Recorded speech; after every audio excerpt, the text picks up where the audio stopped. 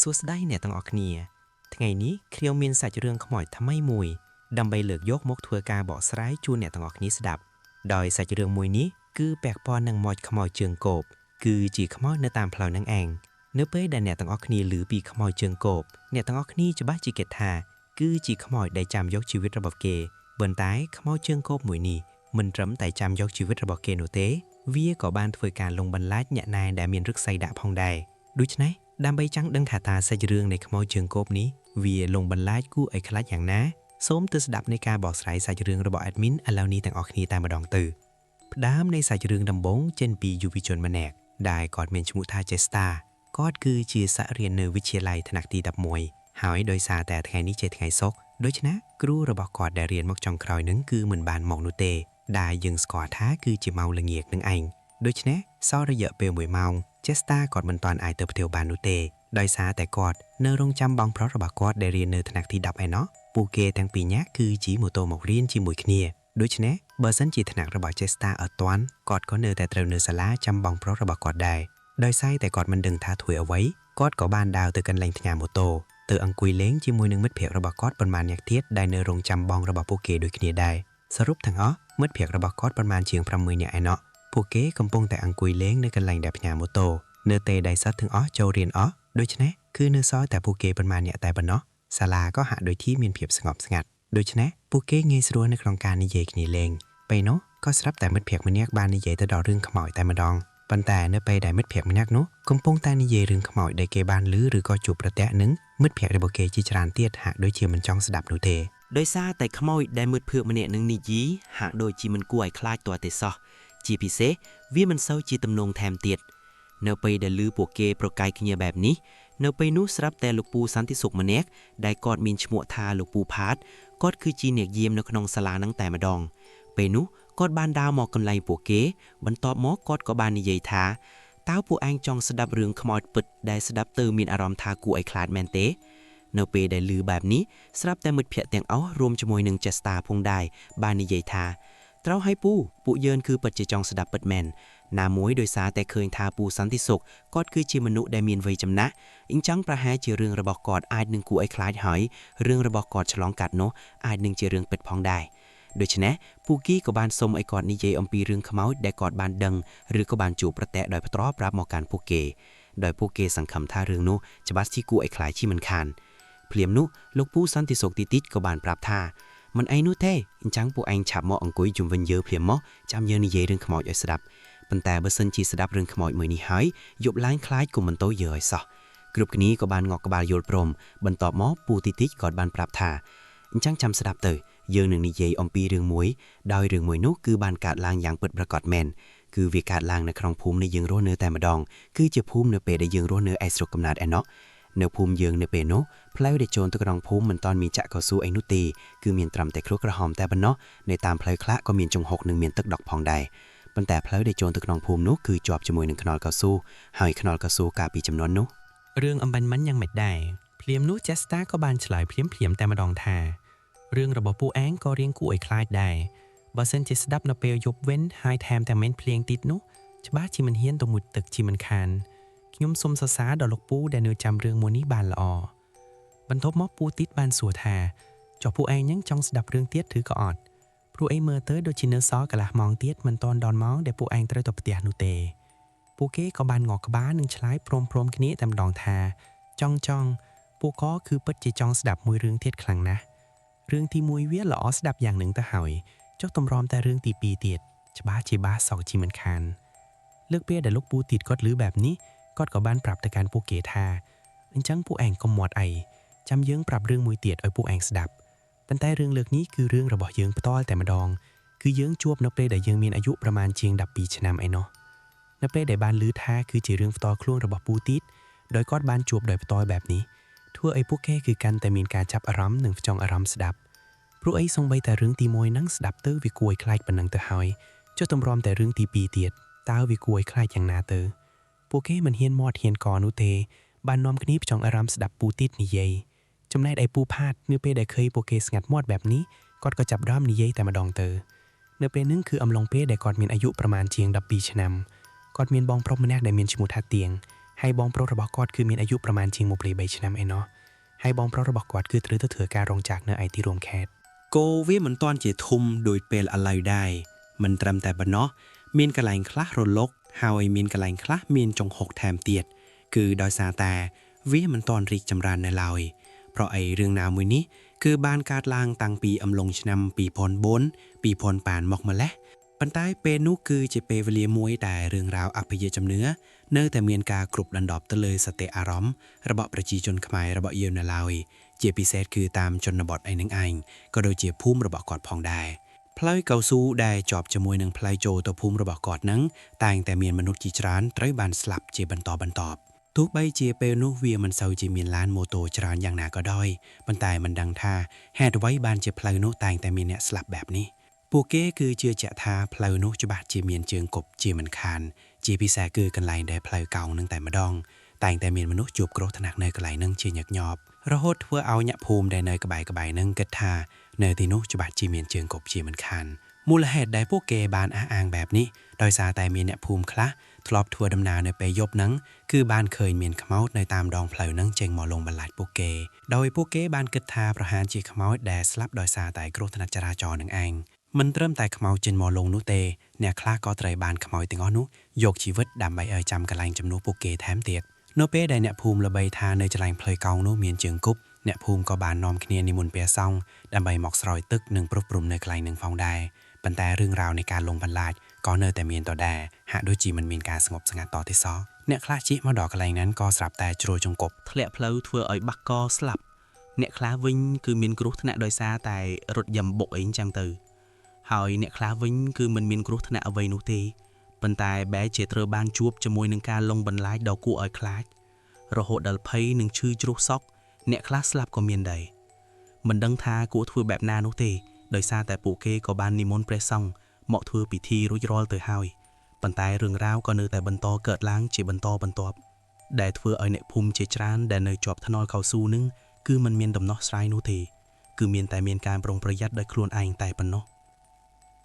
คือปูเกเจียเวียงตลับมกแทวิ่งหรือก่อจีกัดเพลานี้เนื้อเปียวยุบบาสันจีปูเกจีกัดเนื้อเปียวยุบก็เตาเมียนขยเจริญหนึ่งเมียนการปรงประหยัดไอบันกระปุกพองได้ปันได้บาสันจีมันเมียนการเอาไว้จำบัดนุตีเนี่ยภูมิเกก็มันเจงปีภูมิจีลางหมักเลือขนอนเข้าสู่นึงได้ปันแต่ตูใบเชเนี่ยภูมิเมียนการปรงประหยัดยังน้าก็ด้อยก่อนเนื้อแต่เรื่องราวในการลงบรรลัดแจะแต่เมียนเจบรรตอบดอยใส่เรื่องมวยนี้คือเกิดลางเตลอลูกปูมาแนกได้กอดคือเจเนกดึกบรรแลหรือก็พลายชื่อได้กอดมีนชโมท่าลูกปูเพียนกอดบานดึกบรรลัยออยเกดักมอโตระบอกกอดเพราะแต่เกมีนกรรมวิธีจังหาให้บานเกกระมองบรรลัยระบอกกอดออยกอดดึกออยเกดอกพะแท้ให้กอดบานดักกันเชในเตียงสองคันในมอโตระบอกกอดดำใบงีสรัวในโครงการดึกจินจูนหาไว้โดยซาแต่ประเทศเนี่ยได้กระมองนุเรียงชงายได้นำบุ้ยตำรำแต่กอดดาวกัดหนึ่งดาวประโมลบรรลัยปีเนี่ยภูมิหนึ่งคือวีถาจองโรเซียวถือหายได้หาไว้ตำรำแต่กอดบานเรียบจอมหนึ่งเลียงสำอาดบรรลัยนุออยบานสะอาดหนึ่งเคยทาวีละเงกบัดถือหายบรรดาอย่างนาก็ดอยก็กอดมันเตอพอคานจมวยนังเกได้พรูไอเนื้อทั้งไงสไอเกมีนกรรมวิธีทมนบเตะระบอกเกจังหอยบันเกมอกกระมองบรรลัยระบอกกอดตั้งปีปรึกมอกมาเลยเฮาตุ่มรวมแต่กอดโรคบานเอาเกนึงคือวิลงีดบัตตาเฮาปันแต่ตูใบเจกอดโรคบานเนยเป็นลงีตาเฮาก็ดอยก็วิเนยตะตวนเปลได้พรูไอในขนมยุบนี้เกนึงเรียบจอมยกบรรลัยนุดำใบตะถือมาฮบในทั้งไงสไอดูชในเฮาบานเจกอดจับดามเจงดำนาวเป็นลงีตื้อดำใบดึกบรรลัยเอาเกเฮาตุ่มรอมแต่กอดชีกระดอนนั้นคือไตรจำนายเปลประมาณเจียงมวยเมากันได้เนาะโดยซาแต่เปนุเพลอก็มันเสาจิสร้วนนามวยกอดดึกบรรลัยเรียงยับแถมเตียดจังเฮาบานเจกอดมันเสาจิเห็นจีเลือนลอยปลูกคล้ายทาประหยัดเป๊กไว้อาจหนึ่งมันดอโกดาวตามเอาไว้ได้ยังจองบานตะวินจังเฮาบานเจกอดจีมันเสาจิเลือนลอยเฮาตุ่มรอมแต่กอดเตอดอลเทฟเนี่ยได้ก็มองบรรลัยระบอกกอดนึงคือเปรอะตึดจับประดามเล็กเมกจับประดามเงินบัตเตอร์เฮาปันแต่อย่างนาก็ได้ก็กอดประหยัดเรือบรรลัยเจนปีกันรกระบอกกอดดำใบยกแต่เอาเกเฮาเนเปียได้กอดเรียบหนึ่งเชงหมอกแต่เฮานุสลับแต่เมียนเนได้เนตีนุได้เจเนเนกำดอโรงนั้นคือเฮากอดพักมวยตอยปีตอยตูใบเจกอดปาดิแสทากอดไตรจีมาโตตลับมอกวินก็ได้ก็ปูเกเนแต่อ่อยกอดพักมวยแก้วไอซันได้จำมอกวินโดยซาแต่เจลทากลมอ่อยเกนึงทากอดรึกจังกอดก็พักมวยแก้วซันแต่มาดองเตยโดยซาแต่กอดดังจิบาทากอดไตรจีมาโตตลับมอกวินจังเฮาให้บันเจกอดมันเหียนพักจรานโนเตกอดสุกจัดพักมวยแก้วเตยดำใบกลมอ่อยเกอ่อนจัดจมวยหนึ่งกอด បន្ទាប់ពីគាត់ផឹករួចរាល់ហើយគាត់ក៏បានប្រញាប់ចេញម៉ូតូមកវិញហើយគាត់ក៏មិនហ៊ានជិះលឿននោះទេដោយសារតែត្រូវមួយកែវហ្នឹងក៏រៀងចង់សាវទៅហើយដែរប៉ុន្តែទោះបីជាយ៉ាងណាក៏ដោយក៏គាត់នៅតែអាចទប់ស្មារតីរបស់គាត់ព្រោះអីគាត់ក៏មិនផឹកច្រើនប៉ុន្មានដែរហើយណាមួយដោយសារតែការវិចំនួននោះនៅតាមផ្លូវគឺមិនទាន់មានភ្លើងបំភ្លឺដូចជាសម័យកាលបច្ចុប្បន្ននោះទេ ហើយណាមួយផ្លូវក៏មិនងាយស្រួលជិះដូចជាផ្លូវឥឡូវថែមទៀតណាមួយទៀតភ្លើងម៉ូតូរបស់គាត់ដោយសារតែម៉ូតូអាសងអាការ៉េម្ចាស់ទៅហើយហ្នឹងធ្វើឲ្យគាត់មើលផ្លូវមិនសូវជាច្បាស់ឡើយអញ្ចឹងហើយបានជាគាត់ជិះម៉ូតូត្រឡប់មកវិញមិនសូវលឿននោះទេដោយសារតែគាត់គិតពីសុវត្ថិភាពខ្លួនរបស់គាត់ដែរមូលហេតុនេះហើយបានជាធ្វើឲ្យគាត់រៀងយឺតដំណើរបន្តិចតម្រាំតែគាត់ជិះម៉ូតូរបស់គាត់មកដល់ជិតភូមិរបស់គាត់ហ្នឹងម៉ោងប្រមាណជាង8បាតដង្ហើមប៉ុន្តែទោះបីជាយ៉ាងណាក៏វាមិនមែនជាបញ្ហាធំសម្រាប់គាត់ដែរព្រោះអីវាមិនមែនជាលើកទី1សម្រាប់គាត់នោះទេសម្រាប់អ្នករកស៊ីដូចជាគាត់ឲ្យតែគេត្រូវការរកពេលណាគឺត្រូវតែទៅពេលនឹងហើយបើសិនជាគាត់មិនទៅច្បាស់ជាគេផ្សេងទៅជាមិនខានហើយមួយរបស់គាត់ក៏នឹងត្រូវដាត់បើសិនជាគាត់ចេះតែខ្លាចមុខខ្លាចក្រោយហេតុនេះបានជាការធ្វើដំណើរទៅពេលយប់ម្ដងម្កាលវាគឺជារឿងធម្មតាសម្រាប់គាត់ទៅហើយបន្ទាប់ពីធ្វើដំណើរចេញពីកន្លែងនេះគាត់យកបន្លែដើរឲ្យគេតម្រាំទៅជិតដល់ភូមិរបស់គាត់នឹងម៉ោងប្រមាណជាង8កន្លះបាត់ទៅហើយនៅពេលដែលគាត់ជិះមកតាមផ្លូវគឺវារាមានសភាពស្ងាត់ព្រោះអីដូចជាដឹងស្រាប់ហើយខាងនៅផ្លូវជាតិមួយនេះគឺវាមានរឿងរ៉ាវជាច្រើនដែលអ្នកភូមិភ័យខ្លាចអញ្ចឹងនៅពេលយប់គឺគេមិនសូវជាធ្វើដំណើរនោះទេបើសិនជាមិនមានការចាំបាច់អញ្ចឹងនៅលើផ្លូវនេះគឺមានម៉ូតូរបស់ពូភីនតែម្នាក់ឯងតែប៉ុណ្ណោះដែលកំពុងតែធ្វើដំណើរនៅតាមផ្លូវណាមួយកាលពីសម័យហ្នឹងវាមិនសូវជាសម្បូរម៉ូតូឡានថែមទៀតអញ្ចឹងតម្រាំតែមានម៉ូតូឡានបុកកាត់មួយវាមិនមែនជារឿងងាយស្រួលនោះទេលក់ដល់ពេលដែលគាត់ធ្វើដំណើរទៅដល់ផ្លូវកែងដែលហួសផ្លូវកែងបន្តិចគឺជាផ្លូវបត់ចូលភូមិរបស់គាត់ដែលភូមិរបស់គាត់នៅខាងស្ដាំដៃនឹងពេលនោះគាត់ស្រាប់តែគាត់បានសម្លឹងឃើញមានក្មេងស្រីម្នាក់ឈរស្ទង់ពីចម្ងាយដោយគាត់បានមើលទៅតាមភ្លើងម៉ូតូរបស់គាត់នឹងឯងឃើញបែបនេះគាត់ពិតជាឆ្ងល់ខ្លាំងមែនទែនព្រោះអីមិននឹកស្មានថាយប់ស្មាននេះទៅហើយបែរជាមានមនុស្សនៅដើរតាមផ្លូវបែបនេះនោះទេតាមពិតទៅគាត់មិនដឹងថាជាខ្មោចឬក៏ជាមនុស្សឡើយណាមួយដោយសារតែគាត់រវល់តែរឿងរកស៊ីរបស់គាត់ហេតុនេះគាត់មិនសូវជាមានពេលស្ដាប់អ្នកភូមិនិយាយអំពីរឿងរ៉ាវដែលបានកើតឡើងនោះទេអញ្ចឹងហើយបានជានៅពេលដែលមានរឿងរ៉ាវកើតឡើងនៅក្នុងភូមិគឺគាត់មិនសូវជាដឹងរឿងនឹងគេឡើយលុះដល់ពេលដែលគាត់ជិះចូលទៅជិតដល់ក្មេងស្រីម្នាក់នោះឃើញក្មេងស្រីម្នាក់នឹងកំពុងតែដើរបណ្ដើរយំបណ្ដើរហើយបើតាមគាត់មើលទៅគឺក្មេងស្រីម្នាក់នឹងស្លៀកពាក់ជាសម្លៀកបំពាក់សិស្សមិនត្រឹមតែប៉ុណ្ណោះក៏មានកាតាបយូកាន់ជាប់ដៃមួយផងដែរឃើញបែបនេះគាត់គិតថាប្រហែលជានាងជាសិស្សសាលាដែលរៀននៅវិទ្យាល័យដែលក្មេងនៅក្នុងភូមិរបស់គាត់ទៅរៀនដូចគ្នាដែរហើយមើលទៅជានាងស្លៀកសម្លៀកបំពាក់ហើយដើរនៅពេលយប់កាត់ផ្លូវបែបនេះឃើញអញ្ចឹងគាត់ក៏បានឈប់ម៉ូតូដើម្បីសួរនាំទៅកាន់នាងតែនៅពេលដែលគាត់សួរនាំទៅកាន់នាងហាក់ដូចជាមិនចង់ងើបមុខមើលមុខគាត់តតែសោះនាងគឺគិតតែពីយំតិចធ្វើឲ្យគាត់គឺកាន់តែអាណិតនាងតាមគាត់មើលទៅនាងមានអាយុត្រឹមតែប្រមាណជាង17-18ឆ្នាំតែប៉ុណ្ណោះឃើញបែបនេះធ្វើឲ្យគាត់មានការបារម្ភចំពោះសុវត្ថិភាពរបស់នាងព្រោះអីនាងគឺជាស្រីម្នាក់ឯងផងមិនគួរដើរតែម្នាក់ឯងទាំងយប់បែបនេះនោះទេដូច្នេះគាត់ក៏បានសួរនាំទៅកាន់នាងថាក្មួយស្រីហើយចុះក្មួយស្រីមកពីណាបានជាដើរនៅពេលយប់តែម្នាក់ឯងបែបនេះអញ្ចឹងតើក្មួយមិនខ្លាចទេឬអីណាមួយខ្លួនជាស្រីផងមិនគួរហ៊ានដើរបែបនេះនោះទេភ្លាមនោះក្មេងស្រីម្នាក់នឹងមិនបានងើបមុខមើលទៅកាន់គាត់នោះទេប៉ុន្តែនាងបានឆ្លើយទៅកាន់គាត់វិញថាដោយសារតែនាងរងចាំឪពុកម្ដាយរបស់នាងមកយូរពេកទើបធ្វើឲ្យនាងសម្រេចចិត្តដើរមកពីសាលាមកកាន់ផ្ទះរបស់នាងបែបនេះលឺអញ្ចឹងពូភិនបានសួរទៅកាន់នាងថា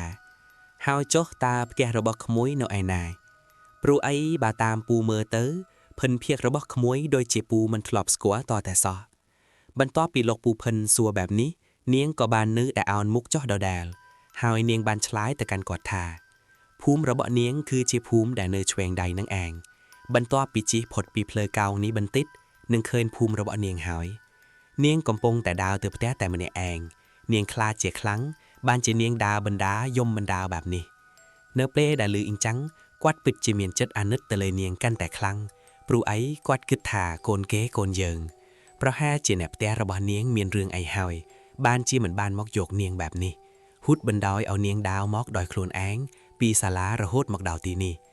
ปนใต้กอดแหะด้วยจิชงอลดาศาลาเบียปึดจิชง่ายปีตีนิกปัดแมนปนใต้บาซินเจดาปีละเงียระโหดมอกดาวตีนี้เวียมันอาจ1 ยูโรบานนูเตโดยชนะกอดก็บานสู้บันแจกแต่การเนียงทาแฮดเอาไว้บานเจขโมยดาอยู่มาแล้วมันกลัวหน้าดาอยู่แบบนึงลอยตัวใบจีศาลาปึดจิชง่ายปัดแมนปนใต้บาตามปูกึดดาคือมันเลิฟปีมวยเมาส์เติมมวยเมาส์กันหลานูเตบาซินจีเยินดาวปีศาลามอกดาวตีนี้ปนใต้ขมายสไลมันอนุบาลนิยัยทาคือโดยซาแต่เนียงระวุลแต่องก้อยรงจำเอาพวกมาได้ระบาเนียงหมอกโยกปนใต้ตุ่มรอมแต่เนียงดังทาพวกกอดมันหมอกโยกเนียงคือเมฆจับพดามงงึดบัตเตอร์เฮาเนื้อเป้แต่เนียงจำบัดยูเตอบัดยูเตอเติบเนียงสำหรับจัดดาวหมอกโคลนอ่างแบบนี้จังเฮาให้บานเจเติบสมานนี้เติบแต่เนียงหมอกดอกแต่วิงเนื้อเป้ได้ลือจังนามวยเคยเนียงกำปุงแต่ยมแทมเตียดนู้เพื่อเอาลูกปูเพียนกดกันไตเมนจัดอนัดจงตัวเนียงอย่างคลังดุชแน่กอดก็บานปรับแต่การเนียงทาอันจังตาวแตกขโมยเนอแอนะตามปู้เจเนจูนเต้ยก็บานได้เพราะไอ้ขโมยเจสไรหอยไว้นิเตียดดาวมันไอ้จังคือเวียมีกรบถนัดคลังนะ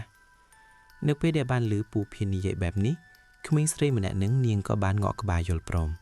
เอาไอ้ปูเพียนจวนเนียงตลบตับเตียระบอเนียงดุชแน่กอดก็บานชุบมอโตระบกอดได้มีในกินเชอมสองค้างหายกอดอ้อยเนียงลางทะเลมอโตระบกอดโดยอังกุยจำกันด้าในกินเชระบกอดแต่มาดองโปรไอ้เนี่ยดักบรรลัยคือแตงแต่เมียนกินเชค้างสดามมวย1ค้างช่วยมวยสำหรับดักบรรลัยหรือกอบหลายเชื่อบรรทบปีเนียงบันลางทะเลมอโตระบกอดริดห้อยกอดก็จับประดำจึงดำนาไตโดยกอดบันปรับท่าเอาไอ้ประหยัดบันติกประหยัดเถื่อโดยสาแต่เพลย์เวียกระลกจรานมันใส่จีเลือนสวยปันมานุเตปูเพี้ยนกอดจิบรรดาหนึ่งในใจบรรดาปันแต่บะเมื่อเตยเนียงโดยเจมันพรมนิยัยจมวยหนึ่งกอดต่อแต่ซอกอดคือนิยัยแต่มันอ่างแต่ปันเนาะหายเนไปแดกกอดจิตะดอกเพลย์บอดโจภูมิระบอดเนียงก็สูท่าตาวภูมิมวยนะไปนุเนียงก็บานจังโอแต่การภูมิระบอดเนียงแดนเนื้อแข้งช่วยใดตามเปิดภูมิระบอดกอดคือเนื้อต้นมุกจมวยหนึ่งภูมิระบอดเนียงได้ดอยภูมิระบอดปูพินคือเนื้อแข้งสดามได้เนาะจังกอดเกิดทาขมิ้นสไรนี้ก็จะเนี่ยภูมิแดนเนื้อจิตกอดได้จังเวียจะบาดจิมันเมียนปัญหาไวนุเตบรรทบปีเนียงจังออลโดยปลายกายวิกาดอยเนียงมันบานนิยัยปรับกอดก็บานบอดตัวตามได้แดนเนียงจังออลนุคือเจภูมิระบอดเนียงนั่งเองจีบรรดานิยัยบรรดาหอยปันไตเมอเตยเนียงก่อนเนื้อทำมันพรมนิยัยจมูกนังกอดนไปแล้วได้กอดซัวเพลงมาดองคือนิ่งมันบานนิยัยดูเตนิ่งบานตรำตาจังออลได้สำรับเพื่อจีสัญญาไอกอดบอดตัวตามได้ระบอดเนียงแต่ปนนอบรรทบปีเธอดำนาประมาณจิงดับพามนิตีแตงเพลย์มือมันเสยจะบาทิดนู้กอดก็เธอดำนาตัวดาวปะแตะมวยโดยฉะนั้นกอดก็บานสู้บันแจกแต่การนิงทาต้าวปะแตะขโมยแนวอาณาเนเปดดอลคอมเพล็กปรับปูพองเนเปลได้กอดเธอดำนาจดตัวดาวปะแตะมวยนึงได้เมื่อเตอร์เคยเมียงเพลิงพลื้อเปลนุเนียงก็บานปรับไอ กอดฉุบในมุกแตะนึงแต่มาดองปันไตเนเปได้กอดฉุบในมุกแตะนึงหายนิ่งแบชีมันพรมโจปีเลยมโตระมากอดต่อแต่ซอเคยแบบนี้ก็จับดามชงอนมาดองเตียดโดยฉะนั้นกอดก็บานสู่ทา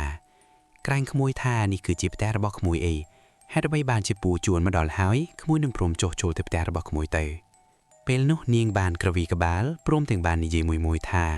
คือโดยสารตะเกมันอนุญาตไอเนียงโจลตะขังขนมโนเปลเดลือแบบนี้กอดชงอลคลังแมนแตนเพราะไอเนียงคือจิโกนสรีระบอกมาจากแต่นี่ให้ระบายบานจิมีนเกมันอ่อยเนียงโจลตะขังขนมแตงได้กอดมันบานเคยอย่างนาแต่งในโชว์ในมุกระบองเป็นนุกอดสู้ทาต้าเนกนาเกจะหยะมันอ่อยขโมยโจลตะขังขนมบรรทบมอกเนียงก็บานเลือกใดจังอลตะการแพร่ระบอเนียงบรรแท้คือเนียงจังอลตะการแพร่พุ่มได้ในมุกแพร่นั่งเองเนเปลได้ปูพินกอดเคยยิงจังอลตะการตื้อได้กระมิงมนูแบบนี้เพื่อไอกอดจังอลจีคลังเพราะไอกอดมือมันเคยอย่างนาถึงให้ระบายบานจีเนียงจังอลทาเมียนเกมันอ่อยเนียงโจลตะขังขนมปูเพียนกอดบานเงี่ยมือเนียงวินพรมแทงนิยัยทาตาขโมยจองในยีเล็งเศร้าจมูกหนึ่งปูแมนเต้ในเปนี้คือหมอกดอลเปเตระบาขโมยแฮวิชับจบเตยปูหนึ่งปริญญาตรลบเตยเปเตระบาปูวิงพองได้บนใต้เนียงก่อนในแต่มันพร้อมโจลเตยเปเตระบาเนียงดอได้เธอไอควัดคือมันโยลปีเอาไว้ดาเนียงกำปงแต่เธอต่อแต่ซอบนใต้เดซาแต่ควัดแจ๊แต่บังคอมเนียงไอโจลเตยมาดองให้มาดองเตี้ยเนียงบันปรับแต่การควัดทาอันเจนเบอร์เซนเจปูจรวดเจจวนเขียวหมอกดอนี่เตยหายโสมลูกปูจุยเขียวมาดองเตี้ยพองไตคือลูกปูโจลเตยขนมเปเตระบาเขียวหนึ่งปรับไอมาได้ระบอกขยมเจนหมอกตะตูลขยมโจตะคางขนมพองเนื้อเป้ได้ลื่นจังกอดเปิดจิชงอลคลังแมนแตนแฮดเอาไว้บานเจคเมงสรีมันแนนี้ មានអាការៈចម្លែកអញ្ចឹងតាំងពីពេលដែលគាត់ដឹកនាងមកតាមផ្លូវមកម្លេះ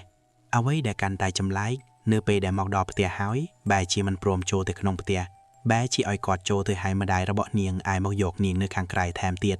ឬក៏នាងមានរឿងឆ្លុះប្រកែកគ្នាជាមួយនឹងម្ដាយឬក៏គ្រួសាររបស់នាងបានជានាងដើរមកផ្ទះវិញដោយខ្លួនឯងព្រមទាំងមិនហ៊ានចូលផ្ទះថែមទៀតតាមពិតទៅពូភិនគាត់គិតថាប្រហែលជាពួកគេពិតជាឆ្លុះគ្នាមែនហើយអញ្ចឹងបើសិនជាគាត់ជ្រូនជួននាងមកដល់ទីនេះទៅហើយគាត់សុខចិត្តចូលទៅប្រាប់ម្ដាយរបស់នាងឲ្យចេញមកយកនាងទៅចោះដូច្នេះគាត់បានប្រាប់ឲ្យនាងនៅរងចាំទីនេះហើយគាត់ចូលទៅតែមើលផ្លែតតែប៉ុណ្ណោះពេលនោះពូភិនគាត់ក៏បានដើរចូលទៅខាងក្នុងទាំងដែលទ្វាររបងគឺមិនបានបិទនោះទេហើយនៅពេលដែលគាត់ដើរទៅដល់មុខផ្ទះដូចជាមិនមានមនុស្សនោះទេប៉ុន្តែនៅពេលដែលគាត់ដើរទៅជុំវិញផ្ទះពេលនោះគាត់ស្រាប់តែគាត់បានឮសំឡេងមនុស្សអ៊ូអនៅឯខាងក្រោយផ្ទះឯណោះដូច្នេះគាត់ក៏បានដើរចូលទៅខាងក្រោយផ្ទះនៅពេលដែលគាត់ទៅដល់ខាងក្រោយផ្ទះគាត់បានឃើញថាមានមនុស្សជាច្រើនកំពុងតែរៀបចំរបស់របរជាច្រើនដូចជាកំពុងតែរៀបចំធ្វើពិធីអ្វីមួយអញ្ចឹងឃើញបែបនេះគាត់ក៏បានដើរចូលទៅសួរថាតើអ្នកណាគេគឺជាម្ចាស់ផ្ទះនេះភ្លាមនោះគ្រប់គ្នាក៏បានមើលមកមុខរបស់គាត់ដោយសារតែពួកគេគ្មានអ្នកណាម្នាក់ស្គាល់គាត់ឡើយប៉ុន្តែពួកគេក៏មិនសូវជាឆ្ងល់ដែរព្រោះអីគិតថាប្រហែលជាភ្ញៀវឬក៏ជាអ្នកដឹកអ៊ីវ៉ាន់ដែលពួកគេបានកំងមកពេលនោះក៏ស្រាប់តែអ៊ំស្រីម្នាក់គាត់បានជិនមកនិយាយថាខ្ញុំគឺជាម្ចាស់ផ្ទះតើលោកបានដឹកអ្វីមកមែនទេប៉ុន្តែនៅពេលនោះពូភៀនគាត់បាននិយាយថាខ្ញុំមិនបានដឹកអ្វីមកនោះទេគឺខ្ញុំនាំកូនស្រីរបស់អ្នកត្រឡប់មកផ្ទះវិញនៅពេលដែលឮអញ្ចឹងធ្វើឲ្យអ៊ំស្រីដែលជាម្ចាស់ផ្ទះអំបៃមិញហ្នឹងគាត់បើកភ្នែកធំសម្លឹងមើលមុខរបស់ពូភៀនតែម្ដងហើយគាត់បាននិយាយទៅកាន់ពូភៀនថាគុំមកនិយាយលេងសើចបែបនេះអីតើសប្បាយមែនទេមកនិយាយលេងសើចជាមួយនឹងអ្នកដែលកំពុងតែមានទុក្ខបែបនេះឮអញ្ចឹងពូភៀនគាត់ក៏ឆ្ងល់ដែរថាហេតុអ្វីបានជាអ្នកស្រីម្នាក់ហ្នឹងគាត់បែរជានិយាយទាំងខឹងដាក់គាត់បែបនេះទៅវិញភ្លាមនោះគាត់ក៏បាននឹកឃើញទៅដល់ក្មេងស្រីដែលមិនហ៊ានចូលមកក្នុងផ្ទះដូច្នេះក៏គិតថាអញ្ចឹងប្រហែលជាពួកគេពិតជាឆ្លុះគ្នាមែនហើយបានជាម្ដាយរបស់គេថាកំពុងតែមានទុក្ខបែបនេះហើយគាត់ក៏បានប្រាប់ថាខ្ញុំបានដឹកកូនស្រីរបស់អ្នកត្រឡប់មកផ្ទះវិញនៅពេលនេះនាងកំពុងតែអង្គុយនៅលើម៉ូតូរបស់ខ្ញុំនៅឯមុខផ្ទះឯណោះនៅពេលដែលឮពូភៀននិយាយបែបនេះម្ចាស់ផ្ទះគឺខឹងសម្បាកាន់តែខ្លាំងព្រមទាំងបានដឹងពូភៀនឲ្យឆេងតែម្ដងប៉ុន្តែពូភៀនគាត់បាននិយាយរៀបរាប់អំពីភៀនភៀកក្មេងស្រីដែលគាត់បានដឹកមកនោះនឹងបានធ្វើការអះអាងថានាងក៏ជាកូនស្រីរបស់អ្នកព្រោះអីនាងប្រាប់ឲ្យខ្ញុំចូលមកហៅណាក់ដើម្បីឲ្យចិនទៅយកនាងផងហើយបើសិនជាឆ្លោះគ្នាក៏មិនគួរដោយឲ្យក្មេងស្រីដើរម្នាក់ឯងទាំងយប់បែបនេះដែរនៅពេលដែលលឺអញ្ចឹងអ៊ំស្រីដែលជាម្ចាស់ផ្ទះបាននិយាយថាកូនស្រីរបស់ខ្ញុំមកពីណាបានចានាងគឺបានស្លាប់ប្រមាណថ្ងៃមុនបាត់ទៅហើយនៅពេលនេះពួកខ្ញុំក៏កំពុងតែរៀបចំធ្វើពិធីបុណ្យសពគម្រប់100ថ្ងៃឲ្យនាងในថ្ងៃនឹងស្អែកនឹងថែមទៀតតើអ្នកបានដឹកអ្នកណាមកផ្ទះរបស់ខ្ញុំឬក៏អ្នកច្រឡំផ្ទះទីឬបែបនេះពូភៀនគាត់ចាប់ផ្ដើមថ្ញាក់ព្រឺតតែម្ដងព្រោះអីគាត់ពិតជាបានដឹកក្មេងស្រីដែលបានចង្អុលបង្ហាញថាផ្ទះនេះគឺពិតជាផ្ទះរបស់នាងពិតមែនដោយសារតែពូភៀនគាត់មិនជឿដូច្នេះម្ចាស់ផ្ទះក៏បានដឹកដៃពូភៀនឲ្យទៅមើលរូបថតរបស់កូនស្រីរបស់គាត់ដែលមានឈ្មោះថារចនានោះលុះដល់ពេលដែលពូភៀនគាត់ទៅដើរមើលរូបថតដែលត្រូវបានគេដាក់តាំងជាមួយនឹងធូបទៀនព្រមទាំងនំចំណីជាច្រើននៅនឹងមុខនោះពេលនោះក៏គាត់បានសង្កេតឃើញថាគឺពិតជាមុខរបស់ក្មេងស្រីនឹងពិតមែនប៉ុន្តែគ្រាន់តែរូបថតនោះមុខរៀងស្រក់តែប៉ុណ្ណោះហើយសម្លៀកបំពាក់អាវពណ៌សនួចគ្នាថែមទៀតដល់ពេលអញ្ចឹងទៅធ្វើឲ្យគាត់ដឹងច្បាស់ថានោះគឺពិតជានាងពិតមែនអញ្ចឹងគឺមានន័យថានាងស្លាប់បាត់ទៅហើយគ្រាន់តែគាត់គិតបែបនេះភ្លាមពូភៀនគាត់ចាប់ផ្ដើមព្រឺសម្បូរខ្ញាក់តែម្ដងចំណែកឯដៃជើងរបស់គាត់ក៏ចាប់ផ្ដើមញ័រគាត់មិននឹកស្មានថាគាត់បែរជាដឹកខ្មោចមកបែបនេះនោះទេពេលនោះគាត់ក៏បានរៀបរាប់រឿងរ៉ាវទាំងអស់ប្រាប់ទៅកាន់ X-ray ដែលជាម្ចាស់ផ្ទះជាមួយនឹងមនុស្សជាច្រើនដែលកំពុងតែឆ្ងល់នឹងឈរសម្លឹងមើលទៅកាន់មុខរបស់គាត់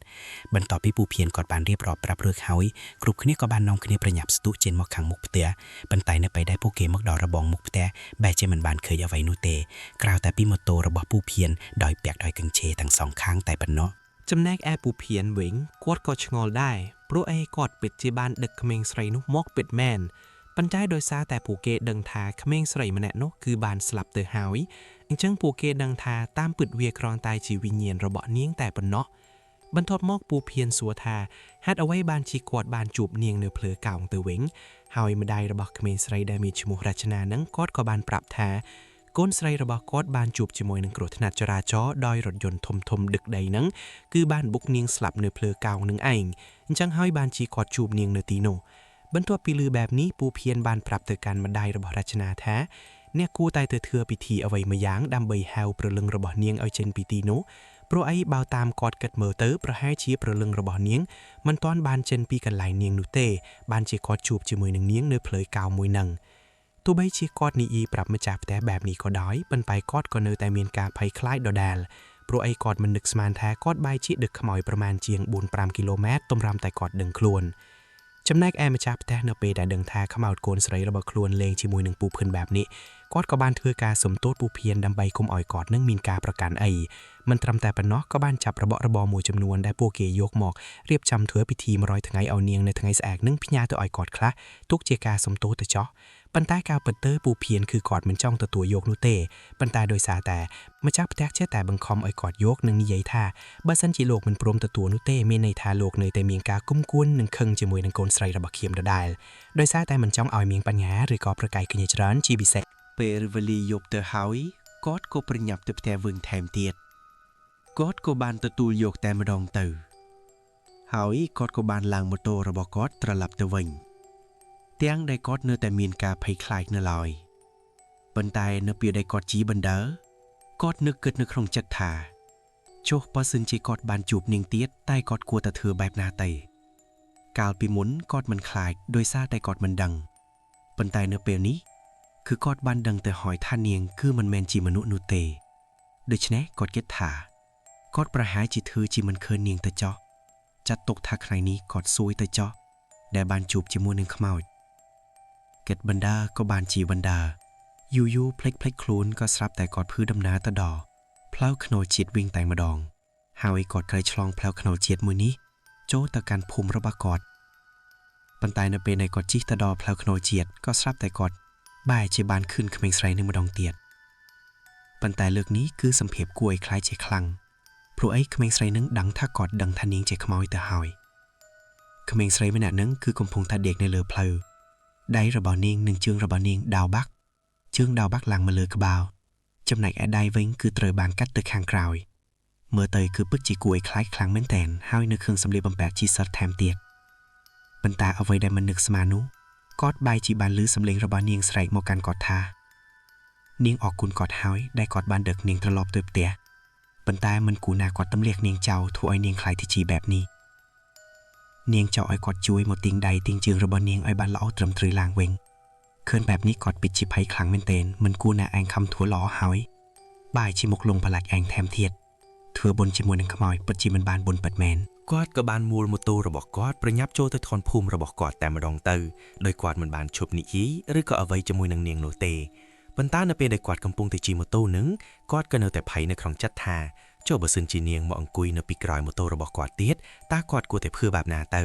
គាត់គួរតែរត់ចោលម៉ូតូរបស់គាត់ឬក៏គាត់វាយនាងឲ្យធ្លាក់ទៅលើម៉ូតូគិតបណ្ដាដៃរបស់គាត់មូលការម៉ូតូបណ្ដាឡើងកប់ដោយគាត់មិនខ្វល់ថាផ្លូវចុកតាភូមិរបស់គាត់នឹងមានកលុកឬក៏ចង្ហុកអ្វីនោះទេប៉ះកលុកកន្លែងណាគឺលោតកន្លែងហ្នឹងប៉ុន្តែបើសិនជាមិនប៉ះទេក៏ចេះតែដើរមុខឲ្យតែលឿនទៅតម្រាំតែគាត់ជីកទៅដល់ផ្ទះរបស់គាត់គឺគាត់ភ័យខ្លាំងមែនទែននៅពេលដែលគាត់ទៅដល់ផ្ទះគាត់ក៏បានប្រញាប់ស្រែកហៅប្រពន្ធរបស់គាត់ឲ្យបើកទ្វាររបងនៅពេលដែលប្រពន្ធរបស់គាត់បើកទ្វាររបងឲ្យគាត់ចូលគាត់ក៏បានប្រញាប់ទាញម៉ូតូចូលទៅខាងកណ្ដុងយ៉ាងលឿនធ្វើឲ្យប្រពន្ធរបស់គាត់ពិតជាឆ្ងល់ខ្លាំងមែនទែនតែឯណាគេដេញគាត់ពីក្រោយបានជាមើលទៅគាត់ស្លិនស្លោបែបនេះប៉ុន្តែគាត់ប្រាប់ប្រពន្ធរបស់គាត់ថាកុំនិយាយច្រើនពេកឆាប់បិទទ្វាររបងឲ្យលឿនទៅហើយប្រញាប់ចូលទៅផ្ទះចាំគាត់ប្រាប់រឿងនៅពេលក្រោយប៉ុន្តែមើលទៅគាត់មុខឡើងស្លេកបាត់ទៅហើយគឺដោយសារតែគាត់នឹងភ័យខ្លាំងពេកតាំងពីទុយរហូតមកដល់ពេលនេះគាត់មិនធ្លាប់ត្រូវបានខ្មោចលងនោះទេបន្ទាប់ពីគាត់បានរៀបចំរួចរាល់ហើយប្រពន្ធរបស់គាត់ក៏បានសួរគាត់បញ្ជាក់ថាតើមិញនេះឯងមានរឿងអ្វីកើតឡើងទៅធ្វើអ្វីអ្នកណាពីណាបានជាស្លិនស្លោប្រញាប់ចូលមកផ្ទះលឿនបែបនេះហើយមើលតែមុខឡើងស្លេកថែមទៀតឆាប់ប្រាប់ខ្ញុំភ្លាមមកតើឯងទៅធ្វើអ្វីខ្លះឲ្យតែដឹកបន្លែឲ្យគេហេតុអ្វីបានជាត្រឡប់មកវិញក្នុងអាការៈបែបនេះអញ្ចឹងចំណែកឯពូភៀនអ្នកនៅឯណោះវិញគឺគាត់មិនបានទៅមុតទឹកនោះទេគឺគាត់បានចូលទៅក្នុងបន្ទប់សម្រាប់ដេកនៅក្នុងភួយតែម្ដងហើយក៏បាននិយាយប្រាប់អំពីរឿងរ៉ាវដែលបានកើតឡើងចំពោះគាត់ទៅកាន់ប្រពន្ធរបស់គាត់នៅពេលដែលប្រពន្ធរបស់គាត់បានស្ដាប់រួចហើយធ្វើឲ្យនាងក៏ចាប់ផ្ដើមភ័យនឹងជាមួយនឹងប្តីដែរដោយសារតែប្រពន្ធនឹងគឺជាមនុស្សដែលខ្លាចខ្មោចជាទីបំផុត នៅពេលដែលលឺបដីនិយាយថាខ្លួនត្រូវបានខ្មោចលងហើយខ្មោចនោះជិះពីលើម៉ូតូរបស់គាត់បែបនេះទៀតនាងក៏បានរត់ចូលទៅក្នុងភួយជាមួយនឹងប្តីតែម្ដងទៅលុះដល់ពេលវេលាព្រឹកស្អែកឡើងពូភៀនគាត់ក៏ចាប់ផ្ដើមធ្លះខ្លួនឈឺគឺគ្រុនក្តៅចំណែកសក់របស់គាត់វិញគឺឡើងបាសតែម្ដងដោយសារតែការភ័យខ្លាចកាលពីយប់មិញមិនត្រឹមតែសក់បាសឡើងកន្ត្រូវនោះទេថែមទាំងមានជ្រុះជាច្រើនថែមទៀតឃើញបែបនេះប្រពន្ធរបស់គាត់ក៏មិនរងចាំយូរដែរប្រញាប់ដឹកប្តីរបស់ខ្លួនទៅវត្តដើម្បីឲ្យលោកស្រោចទឹកឲ្យព្រោះអីនៅខ្មែរយើងកាលពីចំនួនមុនឲ្យតែមានរឿងរ៉ាវខ្មោចលងបែបនេះពួកគេតែងតែទៅស្រោចទឹកដើម្បីរំដោះគ្រោះហើយក៏អាចធ្វើឲ្យចិត្តរបស់មនុស្សបានស្ងប់និងមានភាពកក់ក្ដៅផងដែរបន្ទាប់ពីស្រោចទឹកអស់រយៈពេល3ដងរួចហើយពូភៀនគាត់ក៏បានវិលត្រឡប់មកសភាពដើមវិញប៉ុន្តែគាត់នៅតែនឹកឃើញនៃរឿងរ៉ាវនៃការលងបន្លាចគាត់ដដែលបន្ទាប់ពីការលងបន្លាចពូភៀនបានកំឡុងផុតទៅអស់រយៈពេលត្រឹមតែ1សប្តាហ៍តែប៉ុណ្ណោះស្រាប់តែល្បីឮដំណឹងថាមានរថយន្តដឹកទំនិញមួយគ្រឿងបានក្រឡាប់ផ្ងាជើងនៅនឹងភ្លើកៅនឹងតែម្ដងចំណែកឯកងឡានគឺត្រូវបានស្លាប់បាត់បង់ជីវិតគឺនៅរស់តែព្រូឡានតែប៉ុណ្ណោះបន្ទាប់ពីពួកគេបានទៅជួយសង្គ្រោះអ្នកដែលជួបជាមួយនឹងគ្រោះថ្នាក់នោះគេក៏បានសួរនាំទៅកាន់ព្រូឡានដែលអង្គុយនៅខាងស្ដាំតែគង់ពេលនោះព្រូឡានបាននិយាយថាមូលហេតុដែលរថយន្តរបស់ពួកគេត្រូវបានធ្លាក់ភ្លឺនិងក្រឡាប់ផ្ងាជើងបែបនេះគឺដោយសារតែពេលដែលពួកគេកំពុងតែបាក់បោសុកសុកស្រាប់តែពួកគេបែរជាបានឃើញថាមានក្មេងប្រុសម្នាក់រត់កាត់មុខឡានរបស់ពួកគេយ៉ាងលឿនដែលជាហេតុធ្វើឲ្យទៅគង់ឡាននឹងភ័យខ្លាចថានឹងបុកក្មេងប្រុសម្នាក់នោះដូច្នេះក៏ប្រញាប់ជន់ហ្វ្រេងយ៉ាងជាប់បន្ទាប់មកក៏បានកាត់ចង្កូតកិច្ចជិនថែមទៀតដែលជាហេតុធ្វើឲ្យឡានក៏ត្រូវបានរីកចង្កូតហើយក៏បានក្រឡាប់ធ្លាក់ផ្លូវតែម្ដងទៅប៉ុន្តែជាអកុសលដោយសារតែខាងតកុងឡាននោះគឺត្រូវបានសង្កត់ជាប់ដែលជាហេតុធ្វើឲ្យគាត់ក៏ត្រូវបានស្លាប់បាត់បង់ជីវិតចំណែកឯព្រូឡានដែលអង្គុយនៅខាងស្ដាំគាត់គឺត្រឹមតែរបួសតែប៉ុណ្ណោះហើយនិយាយបានថាប្រហែលជាមកពីរឹកសីរបស់គាត់ឡើងផងដែរបានជាគាត់មិនអីបែបនេះចំណែកឯតកុងឡានអាចបណ្ដាលមកពីថ្ងៃនេះគឺជាថ្ងៃសួយរបស់គាត់ឬក៏រឹកសីធ្លាក់បានជាគាត់ត្រូវបានជួបជាមួយនឹងឧបទ្ទវហេតុបែបនេះអញ្ចឹងទៅចំណែកឯអ្នកភូមិនៅពេលដែលបានដឹងអំពីហេតុការណ៍នេះបានកើតឡើងម្ដងទៀតធ្វើឲ្យគ្រប់គ្នាក៏ចាប់ផ្ដើមមានការភ័យខ្លាចពួកគេគិតថានៅផ្លូវកោងនោះច្បាស់ជាមានជើងគប់ជាមិនខានព្រោះអីគឺតែងតែយកជីវិតមនុស្សនៅទីនោះជារួយយូរគឺតែងតែស្លាប់មួយយូរគឺតែងតែស្លាប់មួយអញ្ចឹងហើយបានជាអ្នកភូមិតែងតែមានការប្រុងប្រយ័ត្ននៅពេលដែលពួកគេធ្វើដំណើរទៅដល់ផ្លូវកោងនោះហើយចំពោះអ្នកដែលនៅភូមិឆ្ងាយមិនបានដឹងអំពីរឿងដែលបានកើតឡើងនៅកន្លែងហ្នឹងគឺតែងតែមានខ្មោចនឹងគឺលងធ្វើជាខូចឡានឬក៏ខូចម៉ូតូសូមឲ្យពួកគេឈប់ទៅជួយអីចឹងទៅហើយក៏បានធ្វើការលងបន្លាចពួកគេជាញឹកញាប់ប៉ុន្តែលងបានតែអ្នកដែលនៅភូមិឆ្ងាយតែប៉ុណ្ណោះចំណែកឯអ្នកដែលនៅភូមិជិតៗនឹងគឺគេសុទ្ធតែដឹងរឿងនឹងទាំងអស់ទៅហើយមិនអាចលងបន្លាចពួកគេបាននោះទេដោយសារតែពួកគេមិនចង់ធ្វើដំណើរនៅពេលយប់ជាពិសេសបើសិនជាធ្វើដំណើរនៅពេលយប់ក៏ធ្វើដំណើរគ្នាច្រើនដែរអញ្ចឹងហើយបានជាពួកគេផុតពីការលងបន្លាចរបស់ពួកខ្មោចដែលនៅរងចាំយកជីវិតមនុស្សនៅផ្លូវកោងនឹងឯងហើយផ្លូវមួយនេះក៏ចាប់ផ្ដើមคล้ายទៅជាផ្លូវដែលគួរឲ្យខ្លាចមួយជាពិសេសឲ្យតែពេលយប់ចូលមកដល់ពួកក៏គឺតែងតែលឺសំឡេងឆ្លៃលោបែរមុខទៅផ្លូវហ្នឹងអ្នកដែលមានផ្ទះនៅក្បែរម្ដុំហ្នឹងគឺបានរើផ្ទះទៅនៅគិនភូមិអស់បាត់ទៅហើយពួកគេផ្ទុកផ្ទះចោលមិនហ៊ាននៅនោះទេដោយសារតែពេលខ្លះពួកគេបានលឺសំឡេងដូចជាមានគ្រោះថ្នាក់កើតឡើងនៅមុខផ្ទះរបស់ពួកគេប៉ុន្តែនៅពេលដែលបើកទ្វារមើលទៅបែរជាមិនបានឃើញអ្វីទាំងអស់ហើយអ្នកខ្លះវិញគឺលឺសំឡេងគោះទ្វារថែមទៀតប៉ុន្តែនៅពេលដែលបើកទ្វារមើលទៅក៏មិនបានឃើញថាមានអ្នកណាម្នាក់មកគោះទ្វារដែរអញ្ចឹងហើយបានជាអ្នកដែលមានផ្ទះនៅជាប់ផ្លូវក្បែរកន្លែងកើតហេតុក៏បានរើផ្ទះរបស់ពួកគេទៅនៅក្នុងភូមិអស់វលីងគ្មានអ្នកណាម្នាក់ហ៊ាននៅនោះទេទោះបីជាពួកគេដឹងទៅហើយថាផ្ទះជាប់ផ្លូវគឺអាចរកស៊ីបានប៉ុន្តែបើខ្មោចតែងតែមកលងបន្លាចបែបនេះតើអ្នកណាគេទៅអាចរកស៊ីបានទៅថាมันស្រួលនឹងគឺវាត្រូវបានវាលងជ្រក់ស្លាប់ក៏ថាมันបានដែរអញ្ចឹងហើយបានជាពួកគេសុកចិត្តបោះបង់មុខរបរមួយចំនួនចោលសុកចិត្តទៅលុះនៅក្នុងភូមិវិញដើម្បីគិតពីការលងបន្លាចរបស់ពួកខ្មោចអនាថានៅតាមផ្លូវទាំងអស់នោះនិយាយដល់ត្រឹមនេះពូសន្តិសុខដែលជាពូទីនឹងគាត់ក៏ឈប់និយាយបន្តទៅទៀតចំណែកឯមិត្តភក្តិម្នាក់របស់ជេស្តាបានសួរទៅកាន់ពូទីថាចុះពេលនេះតើវាទៅជាយ៉ាងម៉េចទៅហើយខ្មោចនឹងពូផាតគាត់បានមើលមុខពួកគេព្រមទាំងបានឆ្លើយទៅកាន់ក្មេងប្រុសម្នាក់នោះវិញថារហូតមកដល់ពេលនេះគឺវាសាបាត់ទៅហើយ โดยซาแต่เปเวลีคือเวบานกันลองพดออกระยะเป7,000 ฉะนั้นเธอเฮาหน้ามวยเพลานุก็เกเถือสะอาดแถมเตียดเฮาเพลาโจภูมิระบอกกอดก็เถือสะอาดแรงเมียนจังหกโดยมุนเตียดได้เฮาขมานุก็เวฮักโดยเชซาประเลียบบันติงดองเหตุนี้เฮาเรื่องราวมวยนี้สเตอร์แต่เตอร์บานเกบอมเพล็กตึงสรงบัตเฮามันตัวปีจอบมวยเรื่องพวกเก้ก่อนเนอแต่มันตอนบานดับมองตลับโดยเปเตะคือโดยสาแต่เนอซอกะละมองเตียดเลยเนาะเติบดอกมองปันแต่พวกเกเตยเจงปีเรียนเฮาจงผู้พาดกอดบานสู่ตะการพวกเก้ได้กำปงแต่อังคุยสดับที่จุ่มเวงโนทา ចឹងហើយបានជាបងប្រុសរបស់គាត់ត្រូវរើអ៊ីវ៉ាន់មួយចំនួនដើម្បីទៅជួលផ្ទះនៅជិតត្រង់ចាក់នោះនៅពេលហ្នឹងគឺជាថ្ងៃអាទិត្យគឺជាពេលវេលាដែលឯពូផាតគាត់មិនទៅរៀននោះទេដូច្នេះគាត់ក៏បានជួយរៀបអ៊ីវ៉ាន់បងប្រុសរបស់គាត់ដើម្បីទៅយកទៅដាក់ផ្ទះជួលដែលបងប្រុសរបស់គាត់ទើបតែនឹងជួលឲ្យថ្មីព្រោះអីនៅថ្ងៃច័ន្ទបងប្រុសរបស់គាត់នឹងជួលទៅធ្វើការប៉ុន្តែបន្ទាប់ពីរៀបចំអ៊ីវ៉ាន់រួចបងប្រុសរបស់គាត់គឺនៅមិនទាន់ដប់គាត់ត្រឡប់មកផ្ទះវិញនោះទេដោយសារតែថ្ងៃនេះគឺជាថ្ងៃអាទិត្យហើយថ្ងៃច័ន្ទគឺប៉ះជាថ្ងៃបុណ្យថែមទៀតអញ្ចឹងពូផាតគាត់អត់រៀនរហូតដល់ទៅ2ថ្ងៃឯណោះអញ្ចឹងគាត់នឹងគេងសម្រាកជាមួយនឹងបងប្រុសរបស់គាត់ដើម្បីជួយរៀបចំបន្ទប់និងរៀបចំអ៊ីវ៉ាន់ឲ្យបងប្រុសរបស់គាត់ផងដែរដូច្នេះពូផាតគាត់ក៏បានធ្វើដំណើរទៅកាន់ផ្ទះជួលជាមួយនឹងបងប្រុសរបស់គាត់ហើយនៅពេញមួយថ្ងៃនេះគាត់ជួយជញ្ជូនអ៊ីវ៉ាន់របស់បងប្រុសគាត់នឹងដាក់ចូលទៅក្នុងបន្ទប់ដូចជាដឹងស្រាប់ហើយថាមនុស្សប្រុសមិនសូវជាមានអ៊ីវ៉ាន់ច្រើនប៉ុន្មាននោះទេគឺសត្វកែអ៊ីវ៉ាន់ងាយៗនៅក្នុងការប្រាស់ទាំងអស់ហើយជាន់ដែលបងប្រុសរបស់គាត់ជួលនឹងគឺមិនបានជាន់ផ្ទាល់ដីនោះទេគឺជាន់ទី2ឯណោះកាលពីចំនួននឹងជាន់ផ្ទាល់ដីគឺគេធ្វើឡើងពីថ្មចំណែកឯជាន់ទី2ដែលជាន់ខាងលើនឹងគឺគេធ្វើឡើងពីឈើដោយមានជញ្ជាំងខណ្ឌពីមួយបន្ទប់ទៅមួយបន្ទប់ហើយជាន់ទី2គឺមិនសូវថ្លៃដូចជាជាន់ទី1នោះទេដោយសារតែជាន់ទី2គឺជញ្ជាំងវាធ្វើមកពីឈើទាំងអស់ចំណែកឯជាន់ទី1គឺធ្វើមកពីថ្មអញ្ចឹងហើយបានជាជាន់ទី1រៀងមានតម្លៃថ្លៃជាងជាន់ទី2បន្តិចប៉ុន្តែជាន់ទី1គឺវាអស់បន្ទប់ទៅហើយនៅសល់តែជាន់ទី2បន្ទប់លេខ9តែប៉ុណ្ណោះហើយនៅខាងលើគឺមានត្រឹមតែ10បន្ទប់តែប៉ុណ្ណោះដោយសារតែនៅខាងលើគឺជាជញ្ជាំងឈើអាចនឹងធ្វើឲ្យមានសម្លេងរំខានពីនឹងដែលជួលបន្ទប់ជិតខាងប៉ុន្តែធ្វើយ៉ាងម៉េចបើគេមានបន្ទប់ស្នាក់នៅទៅហើយគឺមានតែត្រឹមតែប៉ុណ្ណោះបើសិនជាគេរំខានយើងខ្លាំងពេកយើងគ្រាន់តែប្រាប់គេតាមនឹងទៅប្រសិនជាគេនៅតែរំខានទៀតគឺមានតែប្រាប់ម្ចាស់ផ្ទះជួលតែប៉ុណ្ណោះហេតុនេះហើយបានជាបងប្រុសរបស់ផាតគាត់សម្រេចចិត្តជួលនៅខាងបន្ទប់នេះព្រោះឯណាមួយនៅជិតរោងចក្រដែលគាត់ធ្វើការផងដែរដោយសារតែពួកគាត់ទាំងពីរនាក់ធ្វើដំណើរឆ្ងាយព្រមទាំងជញ្ជូនអ៊ីវ៉ាន់អស់កម្លាំងផងនោះធ្វើឲ្យទីតិចនឹងបងប្រុសរបស់គាត់ហាក់ដូចជាចាប់ផ្ដើមងុយគេងតែងក្បាលប្រលប់ហើយបន្ទាប់ពីពួកគាត់ទាំងពីរនាក់មុជទឹកសម្អាតខ្លួនរួចរាល់និងទទួលទានបាយរួចហើយនោះពួកគាត់ក៏បានចូលទៅគេងតែម្ដងទៅគ្រាន់តែដាក់ខ្នងដល់កន្ទេលភ្លាមស្រាប់តែគេងលងលាស់ទាំងពីរបងប្រុសផាតថែមទាំងសម្រុកថែមទៀតប៉ុន្តែដោយសារតែងុយគេងខ្លាំងគឺគាត់មិនសូវជាខ្វល់ខ្វាយអ្វីនោះទេគាត់គិតតែពីគេងរហូតដល់ពេលវេលាព្រឹកជ្រៅក៏បានចូលមកដល់នៅយប់នោះក៏ស្រាប់តែទីតិចគាត់បានភ្ញាក់ឡើងដឹងខ្លួនមុនបងប្រុសរបស់គាត់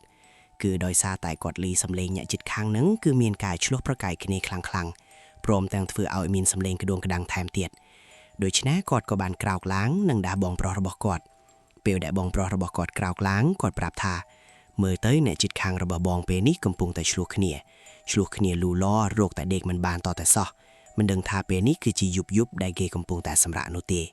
មើលទៅគឺតែពីឆ្លោះគ្នាដោយមិនក្រែងចិត្តគេតតែសោះប៉ុន្តែដោយសារតែបងប្រុសរបស់ផាតទើបតែផ្លាក់មកថ្ងៃនេះគឺគាត់មិនបានដឹងអំពីប្រវត្តិរបស់អ្នកជួលបន្ទប់ដែលនៅជាប់គាត់នឹងនោះទេដោយសារតែឮសំឡេងឆ្លោះគ្នានិងបោករបស់របរខ្លាំងពេកគាត់ក៏បាននាំគ្នាលួចមើលតែម្ដងទៅចង់ដឹងថាតើពួកគេនឹងកំពុងតែឆ្លោះគ្នាអំពីរឿងអ្វីហើយធ្វើអ្វីខ្លះកាលនឹងដោយសារតែជញ្ជាំងគឺជញ្ជាំងដែលធ្វើមកពីក្តារដូច្នេះគឺគេបិទមិនសូវជាចិត្តប៉ុន្មាននោះទេត្រង់ចំណុចខ្លះអាចនឹងមានប្រឡោះឲ្យពួកគេអាចលួចមើលទៅកាត់បន្ទប់មួយទៀតបានទោះបីជាចំណុចខ្លះដោយគេបាំងដោយកៅស៊ូក៏ដោយក៏នៅតែមានប្រឡោះអាចមើលបានដដែលដូច្នេះពួកគាត់ក៏បាននាំគ្នាលួចមើលនៅពេលដែលពួកគាត់ទាំងពីរអ្នកបងប្អូនលួចមើលស្រាប់តែឃើញថាគូស្នេហ៍ទាំងពីរអ្នកនោះមានការឆ្លោះប្រកែកគ្នាយ៉ាងខ្លាំងបើតាមមើលទៅប្រហែលជាខាងប្រុសមានការប្រច័ណ្ឌជាមួយនឹងមនុស្សស្រីដែលខ្លួនស្រឡាញ់នឹងឯងដែលជាហេតុធ្វើឲ្យខាងប្រុសនឹងគឺទ្រាំមិនបានរហូតដល់គាត់ដើរតែយកកំបិតយកមុខចាប់ដៃខាងស្រីជាប់នៅពេលដែលខាងស្រីភ្លេចខ្លួនហើយមិនជឿថាខាងប្រុសហ៊ានសម្លាប់ខ្លួននោះទេដោយសារតែភ្លើងប្រច័ណ្ឌឆេះឈួរខ្លាំងពេកពេលនោះខាងប្រុសក៏បានកទប់មាត់ខាងស្រីជាប់ហើយក៏បានយកកំបិតនោះយកមកអានចំបំពង់កោរបស់ខាងស្រីតែម្ដងដែលជាហេតុធ្វើឲ្យខាងស្រីក៏ចាប់ផ្ដើមទឹកដកខ្យល់ប៉ុន្តែស្រីក៏ស្រ័យមិនរួចគឺបានត្រឹមតែប្រកាច់នានាលីនៅលើកន្ទាលតែប៉ុណ្ណោះ ច ចំណែកឯខាងប្រុសវិញនៅពេលដែលឃើញមនុស្សស្រីដែលខ្លួនស្រឡាញ់ត្រូវបានខ្លួនជ្រួលដៃសម្លាប់បែបនេះគេក៏បានដើរតែយកខ្សែអង្រឹងបន្ទាប់មកគេក៏បានចងជាមួយនឹងធ្នឹមដែលនៅខាងលើហើយគេក៏បានបញ្ចប់ជីវិតរបស់ខ្លួនឯងដូចគ្នាផងដែរឃើញបែបនេះពួកគាត់ទាំងពីរនាក់ពិតជាភ័យខ្លាំងមែនតែនគិតថាចង់ទៅជួយគេដែរប៉ុន្តែនៅពេលនោះក៏ស្រាប់តែឮសំឡេងកោះទវាក្តឹងក្តាំងកោះទវាបន្ទប់របស់គាត់នឹងតែម្ដងឮអញ្ចឹងពួកគាត់ទាំងពីរនាក់ពិតជាឆ្ងល់ខ្លាំងមែនតែនពួកគាត់គឺទើបតែនឹងផ្លាស់មកនៅនោះទេហេតុអ្វីបានជាមានអ្នកមកកោះទវាបែបនេះ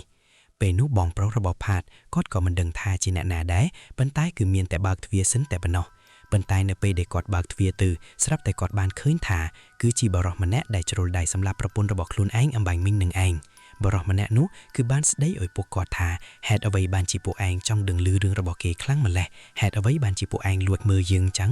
ឬបែបនេះពួកគាត់ទាំងពីរនាក់ភ័យខ្លាំងមែនតែនព្រមទាំងបាសរោមខ្ញាក់ព្រោះអីគាត់បានឃើញថាបរិសម្នាក់នោះបានយកខ្សែអង្រឹងយកមកបញ្ចប់ជីវិតរបស់ខ្លួនឯងបាត់ទៅហើយ ប៉ុន្តែហេតុអ្វីបានជាអាចចេញមកនិយាយនិងស្ដីឲ្យគាត់បានបែបនេះ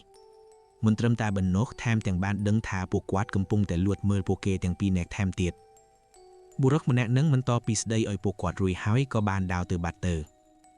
ចំណែកឯបងរបស់ពូផាតវិននៅពេលដែលបានឃើញហេតុការណ៍បែបនេះក៏បានប្រញាប់រត់ចុះទៅខាងក្រោមដើម្បីប្រាប់ទៅកាន់អ្នកដែលមើលការខុសត្រូវនៅផ្ទះជួលមួយនេះប៉ុន្តែនៅពេលដែលទៅដល់នឹងឃើញថាអ្នកដែលមើលការខុសត្រូវផ្ទះជួលនឹងគឺគេកំពុងតែគេង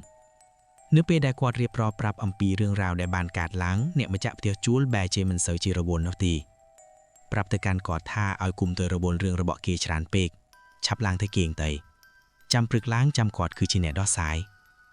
ធ្វើឲ្យបងប្រុសរបស់ពូទឹកគាត់ពិតជាឆ្ងល់ខ្លាំងមែនតែនរឿងមនុស្សសម្លាប់គ្នាមួយទាំងមូលប៉ុន្តែម្ចាស់ផ្ទះបែរជាធ្វើដូចជាមិនដឹងធ្វើដូចជារឿងធម្មតាអញ្ចឹង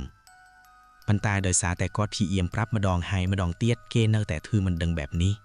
គាត់ក៏បានដើរត្រឡប់មកវិញទាំងងឿងឆ្ងល់ហេតុអ្វីបានជាម្ចាស់ផ្ទះមានអាការៈចម្លែកបែបនេះរឿងមនុស្សស្លាប់មួយទាំងមូលបែរជាធ្វើដូចជារឿងធម្មតានៅពេលដែលគាត់ដើរត្រឡប់មកវិញគាត់បានដើរកាត់មុខបន្ទប់លេខ7ដែលនៅជាប់បន្ទប់របស់គាត់នៅពេលដែលគាត់ងាកមើលទៅធ្វើឲ្យគាត់ភ័យខ្លាំងមែនទែនព្រោះអីរូបភាពដែលគាត់បានឃើញនៅដកជាប់នៅនឹងភ្នែករបស់គាត់នៅឡើយនោះទេភ្លាមនោះគាត់ក៏បានប្រញាប់ស្ទុះចូលមកក្នុងបន្ទប់របស់គាត់វិញហើយក៏បានប្រញាប់បិទទ្វារនិងចូលទៅគេងតែម្ដងហើយទោះបីជាមានអ្នកកោះទ្វារទៀតក៏គាត់លែងបើកដែរព្រោះអីគាត់ខ្លាចថាបុរសម្នាក់ដែលដឹងថាគាត់លួចមើលនោះដឹងថាគាត់ដឹងរឿងរបស់គេអាចនឹងចូលមកសម្រាប់គាត់បំបិទមាត់ថែមទៀតប៉ុន្តែគាត់នៅតែឆ្ងល់ដដែលថាហេតុអ្វីគាត់បានឃើញបុរសម្នាក់ញឹងបានបញ្ចប់ជីវិតរបស់ខ្លួនឯងយ៉ាងច្បាស់ក្រឡែតប៉ុន្តែហេតុអ្វីបានជាអាចចេញមកស្ដីបន្តោះឲ្យគាត់បានបែបនេះពួកគាត់ទាំងពីរនាក់បងប្អូនដេកឆ្ងល់ផងនិងភ័យផងអំពីរឿងរ៉ាវដែលគេបានឃើញកើតឡើងជាប់បន្ទប់របស់ពួកគេប៉ុន្តែដោយសារតែអស់កម្លាំងពីថ្ងៃផងនោះមិនយូរប៉ុន្មានពួកគេទាំងពីរនាក់ក៏បានគេងលងលក់បាត់ទៅលុះដល់ពេលវេលាព្រឹកស្អែកឡើងចូលមកដល់ពួកគាត់ទើបបានប្រញាប់ស្រវាស្ទុះស្ទាឡើងនិងរៀបចំខ្លួនរបស់ពួកគេដើម្បីចេញមកខាងក្រៅព្រោះតែពួកគាត់ចង់ដឹងថាតើម្ចាស់ផ្ទះនឹងចាត់ការរឿងនេះដោយរបៀបណាប្រហែលជាគេហៅប៉ូលីសមកតាំងពីព្រឹកមកម្លេះប៉ុន្តែអ្វីដែលចម្លែកនៅពេលដែលពួកគាត់ចេញមកខាងក្រៅបែរជាមិនបានឃើញអ្វីទាំងអស់គឺសៅបន្ទប់ដែលនៅជាប់បន្ទប់របស់គាត់នេះគឺចាក់សៅពីខាងក្រៅធម្មតាធ្វើឲ្យគាត់ឆ្ងល់ខ្លាំងមែនទែនហេតុអ្វីស្មានេះទៅហើយម្ចាស់ផ្ទះជួលបែរជានៅតែមិនទាន់ហៅប៉ូលីសដើម្បីឲ្យមកពិនិត្យបន្ទប់នេះថែមទៀតទាំងដែរគាត់បានឃើញយ៉ាងច្បាស់ផ្ទាល់នឹងភ្នែកថាមានមនុស្សស្រីម្នាក់ត្រូវបានស្លាប់នៅត្រង់បន្ទប់មួយនេះចំណែកឯខាងប្រុសមើលទៅប្រហែលជាមិនទាន់ស្លាប់នោះទេព្រោះអីបើសិនជាស្លាប់ជួបមីងក៏មិនអាចចេញមកស្ដីឲ្យគាត់បានដែរដោយសារតែមិនបានឃើញថាមានសកម្មភាពអ្វីទាំងអស់ដូច្នេះនាទៀងក៏បានចុះទៅរកម្ចាស់ផ្ទះជួលម្ដងទៀតព្រមទាំងបានប្រាប់ពីរឿងរ៉ាវដែលបានកើតឡើងកាលពីយប់មិញប៉ុន្តែម្ចាស់ផ្ទះជួលនៅតែនិយាយដដែលថាគុំទៅជួដាមរឿងរបស់គេច្រើនពេកឆាប់ទៅធ្វើការរបស់ឯងទៅរឿងនេះទុកឲ្យគាត់គឺជាអ្នកដោះស្រាយនិយាយទៅម្ចាស់ផ្ទះជួលគឺនិយាយធ្វើប្រហើដូចជាមិនមានរឿងអ្វីកើតឡើងអញ្ចឹងទាំងដែរពួកគាត់ទាំងពីរនាក់បងអូនភ័យមិនទាន់បាត់នោះទេព្រោះអីដឹងថានៅជិតបន្ទប់នេះគឺមានមនុស្សស្រីម្នាក់ត្រូវបានស្លាប់មិនត្រឹមតែប៉ុណ្ណោះគាត់ថែមទាំងបានត្រូវបានម្ចាស់ផ្ទះជួលនឹងដេញឲ្យគាត់ត្រឡប់មកវិញថែមទៀតដល់មិនអស់ចិត្តគាត់ក៏បានយករឿងរ៉ាវមួយនេះប្រាប់អ្នកដែលនៅជាន់ខាងក្រោមនៅពេលដែលអ្នកជាន់ខាងក្រោមបានឮគេក៏បានទាញដៃគាត់ចូលទៅក្នុងបន្ទប់របស់គេព្រមទាំងបាននិយាយខ្សឹបស្ងាត់ថាបន្ទប់លេខចំប៉ែដែលឯងបាននិយាយថាជាប់បន្ទប់របស់ឯងនឹងគឺមិនមានមនុស្សរស់នៅអស់រយៈពេលជាយូរណាស់មកហើយ มูลเหตุคือโดยสาแต่ชอบเมียนเรื่องราวกาดหล้างคือหยบมุ้ยคือเมียนประเดประปนปีเนี้ยตลบมาปีเธอกาเวงกอดเมียนการชลวกโปรแกรคนี้จีคลังตามปึ๊ดปูเกต่างปีเนี้ยทลอบชลวกเนียแบบนี้จีจรานเลือกจีจรานสานะหมอกหายจังหายบ้านจีเนี่ยได้เนือบนตบจูลเจ็ดนั้นคือเกเหมือนเซลจีระวุลนอเตโปรไอปูเกชลวกเนี้ยแต่เปียวหยบในเปียวไงใส่กลางปูเกบายจีดักเนี้ยแต่ยำไอธรรมดาโดยเฉพาะเรื่องราวแบบนี้คือบานกายล้างจีเรื่อยๆเราโหดเถื่อเอาเนี่ยได้เนยจวบบรรทุประบอบปูเกนั้นคือมันเซลจีควายควอลอยตัวใบจีปูเกชลวกเนียไวเนียอย่างนาก็ด้อยก็คงแต่ตรึกเนียวิ่งดอแดปันแต่เนยหยบมุ้ยโดยซาแต่กรุบเนียมันบานจับอารมณ์แบบนี้ตืบถือเอาบรอฟได้จีบดีนั้นคือบานยกกำเบิดยกหมกสำหรับประปนระบอกคลุลแองแต่มาดองเบอตามปูเกดังหรือสำเลงปูเกชลวกเนียนุคือการล้างโดยซาแต่เพลิงประจันหรือทาเนียรีได้จีประปนนุคือเตรเมียนบรอฟมันอยากเสียงเตี้ยหมกจับได้จับเจื้องลวงละลอนเองจังเตยหายบรอฟได้จีบได้บานเคยทัวไอเกคังปันตายในปีได้ตลับหมกเวงนึงคางสไลได้จีประปนนั้นบานในใหญ่ทาคล้วนมันเมียนตุ่มหนักตุ่มนองเอาไว้จืมวยนางมนุษย์เพราะได้เคยทาจับได้จับเจื้องระบอนเนียงนูเตเกกร้อนแต่จีบนิ้วแต่ปนเนาะปันตายบรอฟได้จีบได้มันเจื้อนูเตได้ซาแต่เอาไว้ได้เกบานคืนขอปีเอาไว้ได้เนียงบานพรับแต่งสรงหายโดยซาแต่เมียนกาชลัวประกายเงยคลางปิกบรอดได้เจียประเดนึงก็บานแต่โยกำบัดโจรใดสำหรับประพลระบอกคลุนไอ้แต่มาดองบรรทอปีสำหรับประพลระบอกคลุนไอ้เดบตอลใดหายเกก็จับประดาวเมียนเจ็ดวิบาดิไซหนึ่งสไดกรอยบรรทอปีเกก็สำหรับเจ็ดจองกอสำหรับคลุนไอ้ตามกรอยแต่มาดองเตยหายได้ซาแต่สกรรมมาเพียบในการชลัวเคระบอกโปเกคือแต่งแต่การล้างจีเรื่อยๆหายก็สงัดตัวรินได้จีแห่ทัวอ่อยมันมีหนักหน้ามันอยากจับอารมณ์นูเตลูกเดาแต่เป็นในระยะเปลี่ยนปีไปท้ายกรอยหมอกมันเคยพวกเกตั้งปีเนี่ยเช่นโมคังเกราไฮก็มันบานหรือพวกเกชุประไก่เกเนเตียดทัวเอาแนกดันในจุดนั้นจับประดับมินการสังสัยเอาไว้แต่การแต่กู้ไอสังสัยเตียดเนาะคือมินคลินสุยจำแหลกบรรทอปีระยะเปลี่ยนใบท้ายដូច្នេះមកចាប់ទេជួលក៏សម្រេចចិត្តទម្លុះទ្វារចូលទៅខាងក្នុងដើម្បីមើលតែម្ដងទៅលុះដល់តែពេលបើកទ្វារចូលមើលទៅទើបដឹងថាពួកគេទាំងពីរនាក់ប្តីប្រពន្ធគឺបានស្លាប់បាត់បង់ជីវិតទាំងពីរនាក់បាត់ទៅហើយចំណែកឯសពវិញឡើងហើមមើលទៅគួរឲ្យខ្លាចមែនទែនហើយធំคลีนស្អុយភីចេញមកខាងក្រៅថែមទៀតនៅពេលដែលបើកទ្វារចូលទៅហើយប៉ូលីសក៏បានមកធ្វើការកោសលវិច័យមើលទៅពីដឹងថាការដែលស្លាប់នេះគឺបណ្ដាលមកពីអ្វីដោយជាបានរៀបរាប់ឡើងខាងលើអញ្ចឹងដូច្នេះគេក៏បានជូនដំណឹងទៅកាន់សាច់ញាតិដើម្បីឲ្យមកយកសពធ្វើបុណ្យរៀងៗខ្លួន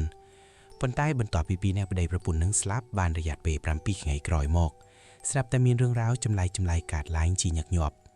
ពេលខ្លះគេបានឮសំឡេងប្តីប្រពន្ធនឹងឆ្លោះគ្នានៅក្នុងបន្ទប់លេខ8នឹងឯង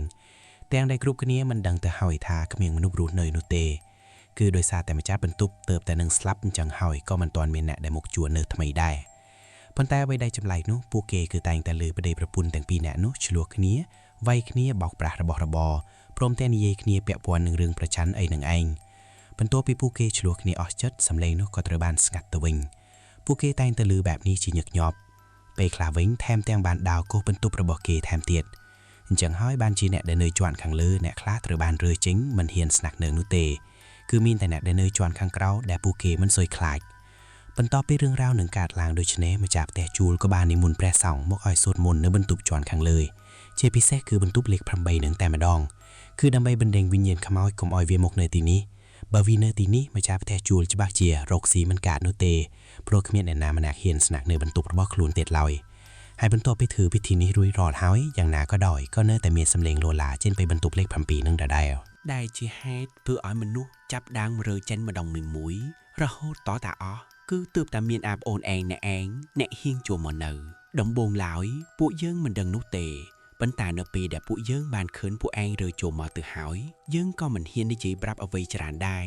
ព្រោះអីយើងខ្លាចម្ចាស់ផ្ទះជួលដឹងនឹងខឹងយើងហើយយើងប្រាប់ឯងទៅចោះថាបន្ទប់លេខ8ហ្នឹងគឺគ្មានមនុស្សរស់នៅនោះទេហើយបើសិនជាអ្វីដែលឯងបានឃើញឯងច្បាស់ជាត្រូវពីអ្នកប្តីប្រពន្ធនឹងលងឯងជាមិនខានបន្ទាប់ពីបានឮអ្នកដែលនៅជាន់ខាងក្រោមប្រាប់បែបនេះនាទៀងក៏ចាប់ដើមដឹងថាអញ្ចឹងតាបានជាពេលដែលគាត់ចូលទៅប្រាប់ម្ចាស់ផ្ទះជួលថាមានរឿងរ៉ាវក្តីចេតកម្មកើតឡើងនៅក្នុងបន្ទប់លេខ8ម្ចាស់ផ្ទះជួលធ្វើដូចជាមិនដឹងមិនឮតាមពិតអញ្ចឹងសោះហើយអ្វីដែលគាត់បានឃើញដូចជាអ្នកនៅខាងក្រោមប្រាប់អញ្ចឹងតាមពិតគ្រាន់តែខ្មោចនោះលងគាត់តែប៉ុណ្ណោះនៅពេលដែលគាត់បានដឹងរឿងនេះហើយគាត់ក៏មិនរងចាំយូរទៀតដែរចំណែកឯលុយក៏មិនអាចយកទៅវិញបានថែមទៀតប៉ុន្តែទោះបីជាយ៉ាងណាក៏គាត់មិនស្ដាយលុយរហូតដល់ដេកឲ្យខ្មោចលងដែរគាត់បានប្រញាប់រើអ៊ីវ៉ាន់ចាកចេញពីទីនេះទាំងថ្ងៃនឹងតែម្ដង ดอยมันรงจำเนยอยู่ติดนูเต